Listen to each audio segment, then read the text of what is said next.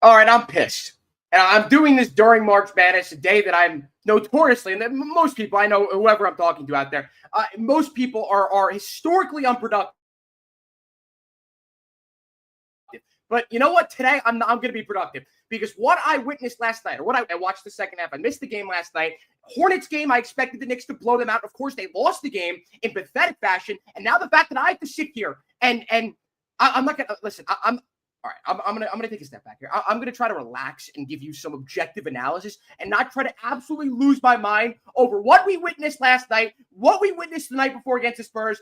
This team is imploding right in front of our eyes, and I'm not gonna try. I'm trying not to sit here and declare the season over and to sit here and all doom and gloom. But there's gonna be a lot of doom and gloom today. Let me tell you that. The fact that I have to miss March Madness because of this garbage, I have to discuss it. I have to, because what we have seen over the last two nights from the Knicks is some of the most pathetic play that we have seen from them since the 2015 era, the 2016-17. Yes, that era of Knicks basketball when they sucked game in and game out. And they were winning games, in the teens, 15 wins, 14. That's how bad the Knicks have looked over the last two nights. And from top to bottom, this is not just, Josh Hart didn't put the effort in. He sets it's everyone from top to bottom, starting with the coach.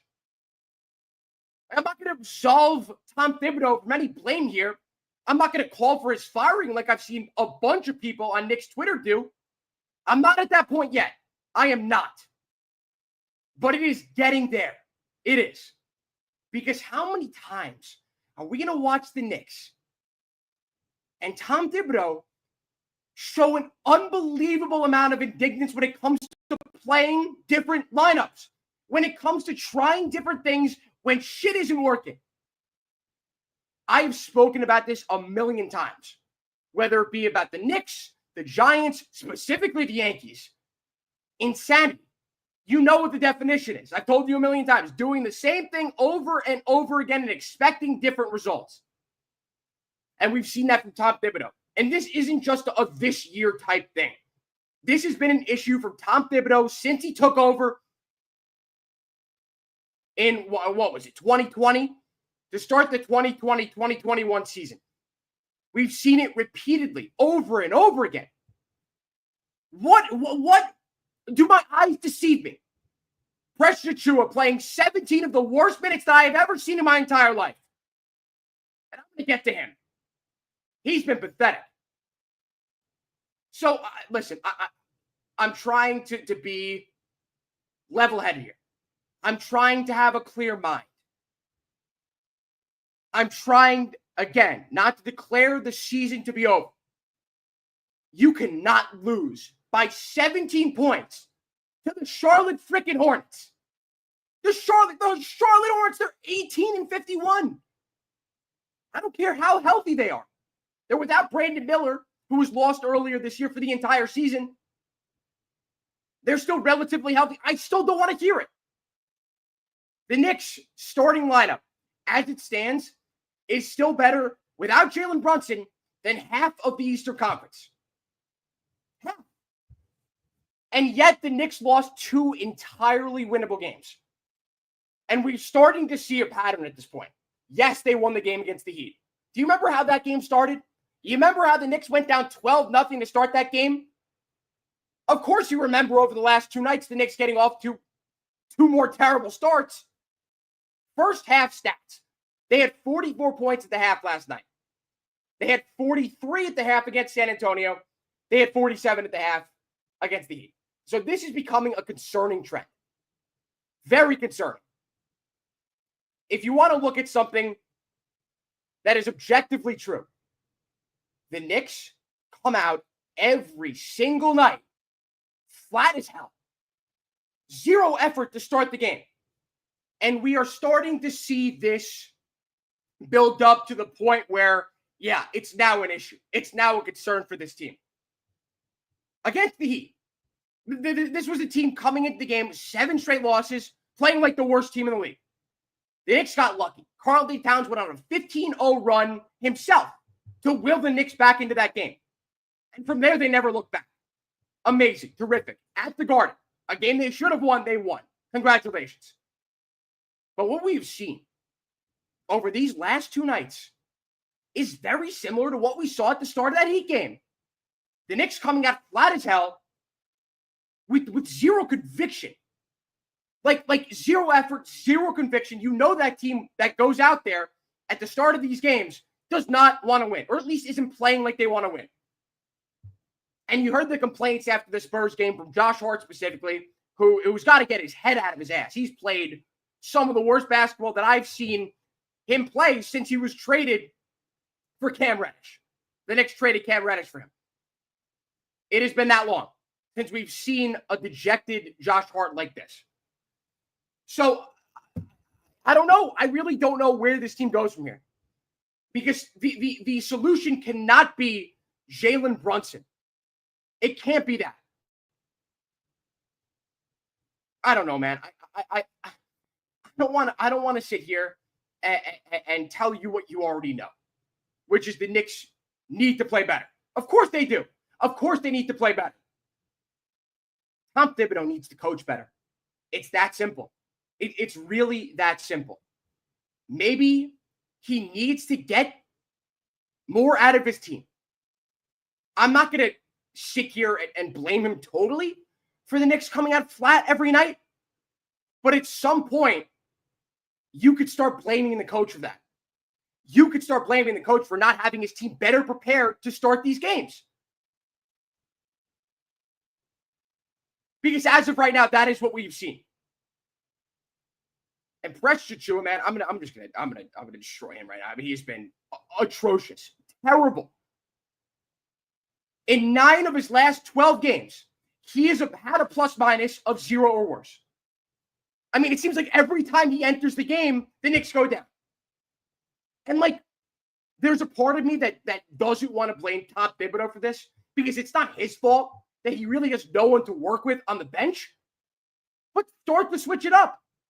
If Precious Achiuwa comes out every single night unable to produce anything on offense and to play at least some solid defense, maybe he shouldn't be playing.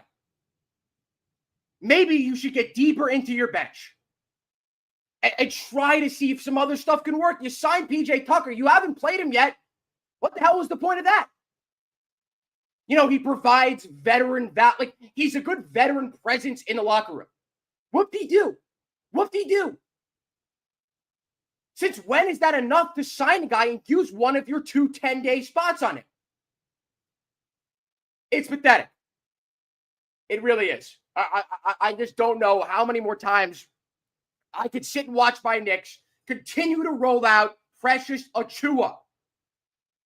I mean, there's nothing that makes me more angry in the entire world than watching Precious Achiuwa attempt a wide open 3 in the corner and miss 80% of it. How many NBA players do you know that actually practice their 3-point shots, get a wide open corner 3, and can't hit it 70, 80% of the time?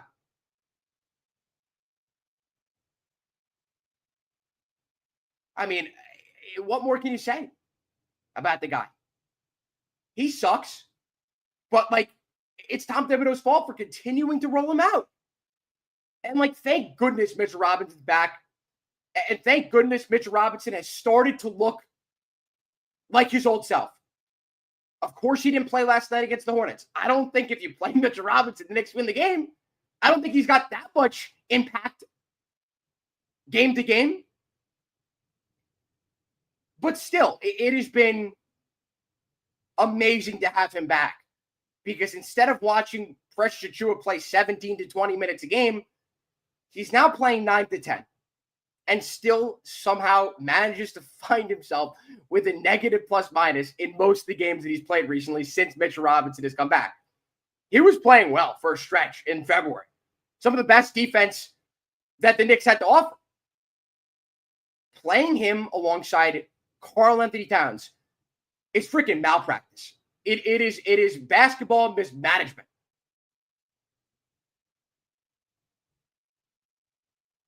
And I'm trying to sit here. I'm trying to ignore these idiotic comments that I've been getting. Thank you for commenting. I'll put a few of these up, but I'm trying to get through this without having to answer these stupid-ass comments. But I mean, listen, I think that there are a bunch of people on Knicks Twitter right now that are correctly identifying the root cause of these Knicks issues. Again, I'm not at the point where I'm going to call for Tom Thibodeau to get fired, but at some point, he's going to have to take the brunt of the blame here. The Knicks front office deserves some blame here too, because they went out and they acquired Karl-Anthony Towns. They acquired Mikal Bridges. They sacrificed every bit of depth that they had going into the season last year to make the team more top-heavy. And when that happened, the Knicks became hard-capped right below the second apron. They're not in it yet, but they're right there. So in turn, the Knicks had no other choice but to go out and draft rookies and pay those rookies and get rid of any other guy who would have put them into the second apron. So instead of the Knicks having the maneuverability within the cap to go out and sign guys who are good enough to play under Tom Thibodeau's system, they were forced to go and draft rookies and put them on the active roster. You know, and like, I'm not going to sit here and tell you the Knicks need to play their rookies more. I would like to see them get some more run. But the one thing I'll give Tom Thibodeau is he coaches his team to win each game. Do they come out prepared every night? Have they come out prepared every night these last few games? Absolutely not. But you know Tom is going to play the guys that he thinks have the best chance to give them to win. And he does that on a night-by-night basis. And to his credit, usually it works. To his credit, specifically in 2020, 2021, it got the Knicks to the playoffs, gave them the number 4 seed with home court advantage in the playoffs.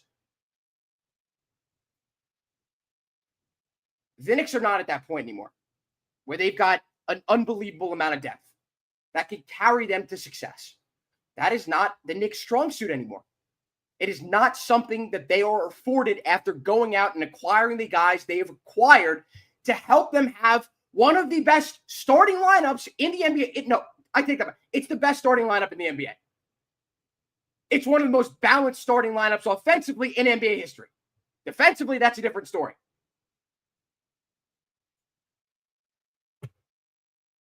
Can we stop with the troll? I'm sure people can see that. I got a million troll comments. How do I hide these? Idiots. I'm getting all these idiotic comments. I'm trying to focus on the Knicks here. I'm not even doing this. You know what? I'll put this one up. This is actually pretty fun. Is Ennis Freedom a free agent? I think he should be back in Turkey playing because he's a bum. The Knicks had him for a year. He's one of the best players on the team. That's where we're back at right now with this Knicks team.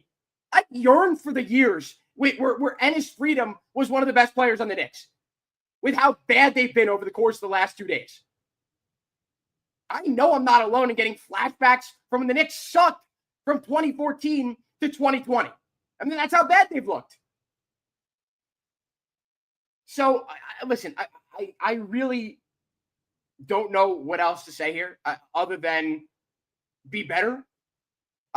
It's starting to get a little concerning, though, with what, 17, trying to do quick math here, 15 games left. The Knicks have a 3-game lead over the Pacers for the number 3 seed. They've got a 4-game lead over the Bucks, who are right behind the Pacers, and the Pistons a 4.5-game lead over them. I am not saying that the worst-case scenario will happen here. And the worst-case scenario is falling to 5 or 6. I don't think that's out of the question. I really don't believe that that's out of the question.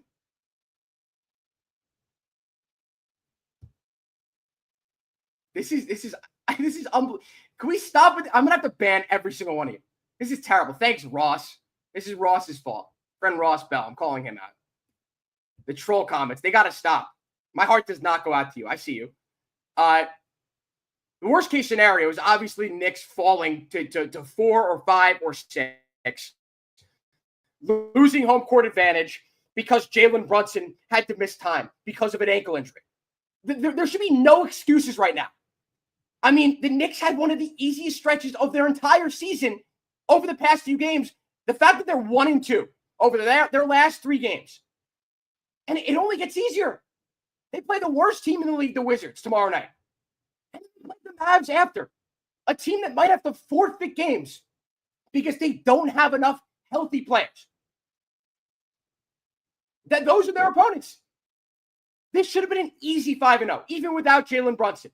But instead, they're looking at a potential 3-2 at best over their easy stretch of games all year long.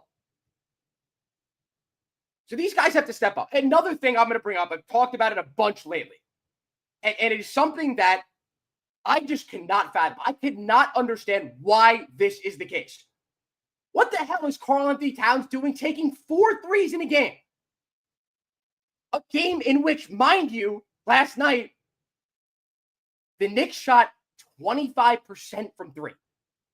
Their best 3-point shooter statistically this season, you guessed it, is Karl-Anthony Towns, who is shooting 43% from 3. 43%. Now explain to me, you can, why he is taking such little threes a game. Why is he taking 4.9 threes a game when he is having statistically the best shooting season of his career? This is the least amount of threes that he's taken in the season since 2021, 2022. I understand there's a difference in size here, so it's not a perfect comparison. Victor Wembanyama, 7'5", 7'6" guy. I get it. I understand he's really tall. He could shoot over the biggest players on your opposing defense. I get it. Totally understand. Victor Wembanyama was shooting 10-plus threes a game, pulling up constantly from deep. I understand how effective Karl-Anthony Towns has been off the dribble. I get it. Don't you think he'll become more of a threat if he starts taking more than 5 threes a game? Again, in a game last night in which the Knicks needed so desperately anything from downtown. He shoots 4 freaking threes. 4. That's one of my biggest gripes with this team right now. All right, we got an actual real comment here from Jack Marks. If we lose to the Wizards, what will happen? Fans are going to start calling for Tom Thibodeau's head. Not just the fans who hate Tom Thibodeau who are looking at any excuse to tell him to get lost and to tell Leon Rose to fire him. The casuals are going to start calling for Tom Thibodeau to get fired. If they lose 3 straight games to 3 of the 4 worst teams in the NBA, need to take a hard look in the mirror and figure this shit out, because that would be absolutely pathetic. Listen, I love to sit here and not be so doom and gloom. Again, I don't think the Knicks season is over from what we've seen, but I'm starting to get concerned here. I'm starting to see a Knicks team that, even with Jalen Brunson out of the lineup, which has helped them leaps and bounds defensively. That's the one silver lining in all this. Since Jalen Brunson got hurt, the Knicks defense has looked extremely solid. Besides last night, I mean, on paper, the stats looked pretty good last night. The Knicks still had 9 steals. They forced 12 turnovers. The Knicks offensively only had 7 turnovers last night. When you look at that game on paper against the Hornets, you wouldn't think the Knicks lost that game, even though they did get out-rebounded by 14. They allowed 11 offensive rebounds. Other than that, the Knicks still should have had a chance to win the game. But what we have seen is the Knicks put themselves in insurmountable deficits early on in a game, so much so they have no chance of coming back. You know, I'd love to sit here and tell you, well, at least the Knicks were able to cut it to 8 against the Spurs. At least they were able to cut it to 5 or whatever it was against the Hornets. Does that matter at all if they lost the game? Absolutely not. Absolutely not. Yeah, our defense being great means nothing when we lose to a G League team. I understand that. Like, I'm trying to just draw any positives here because that is the one positive in all of this. But if you missed it, these are the Knicks stats in the last four of the last, six first half. 44 points in the half last night against the Hornets. One of the worst teams in the league. 43 at the half against San Antonio with G League players on that team. 47 against the Heat at the half. Of course, they won that game big because the Heat are the most incompetent team in the NBA right now. 48 against the Blazers.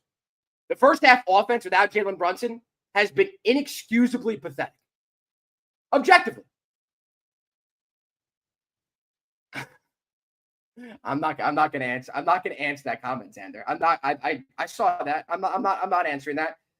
And maybe I was thinking about doing a Spaces where Spaces, if you missed it, if you live under a rock, which most of you seem to, you go on. This is only audio, and you can take calls from people. And it seems like I'm not going to be doing that going forward, unless I have to go through each and every single one of you and mute you or block you, which I don't want to do.